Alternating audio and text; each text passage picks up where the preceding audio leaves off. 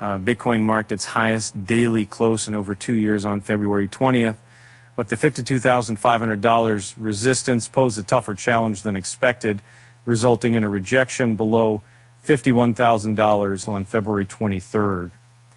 The Bitcoin futures contract's funding rate briefly showed an excess of demand for short positions on February 22nd, sparking speculation of potential further bearish momentum.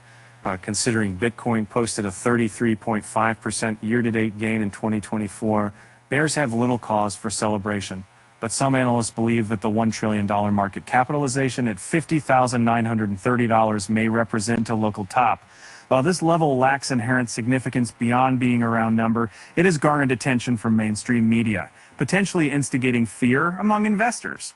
Various rationales have been put forth by analysts and traders to explain a potential Bitcoin correction, ranging from relative strength index divergences, detachment from Bitcoin-related stocks, and a historical lack of bullish momentum 60 days ahead of the halving, to the fact that around 2.5% of the supply was likely purchased near the $51,500 level. However, none of these hypotheses should carry weight if the net inflow to the spot Bitcoin exchange traded fund persists.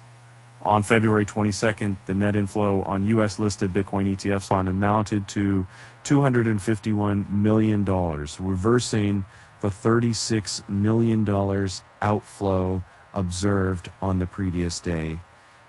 Predicting demand for Bitcoin ETFs is nearly impossible, so attention should shift to trading metrics to assess if traders are leaning bearish after multiple failed attempts to sustain prices above $52,500. Perpetual contracts, also referred to as inverse swaps, incorporate an embedded rate recalculated every 8 hours. In essence, a negative rate indicates a preference for being utilized by shorts.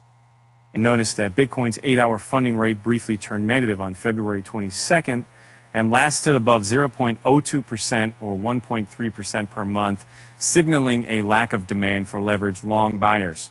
However, fluctuations in funding rates are not uncommon as market makers pursue profit through rate arbitrage, taking advantage of specific snapshot times.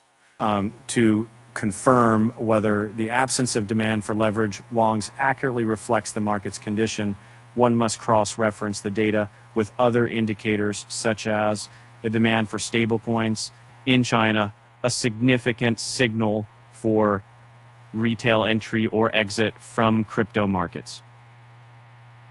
And the USD coin's stablecoin premium versus the official yuan rate in China has maintained a robust level above 2% since February 12th, recently reaching a peak of 3.5%, serves as a reliable proxy for retail money entering cryptocurrencies.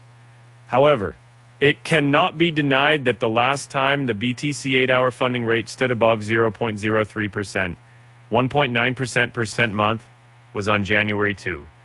Consequently, retail traders using leverage missed the entire 30% gain from $40,000 to $52,200 in the 30 days leading to February 20th. Google search trends for Buy Bitcoin confirm the lack of interest from retail traders despite the recent price gains.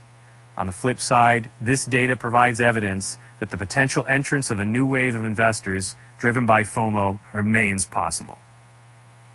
And the peak interest in the past 5 years occurred in the week ending January 9th, 2021, after Bitcoin's price had already surged by 150% in 2 months.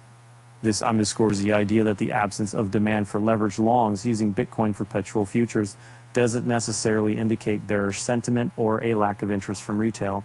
In the end, the slightly negative futures funding rate for Bitcoin futures shouldn't overly concern bullish investors.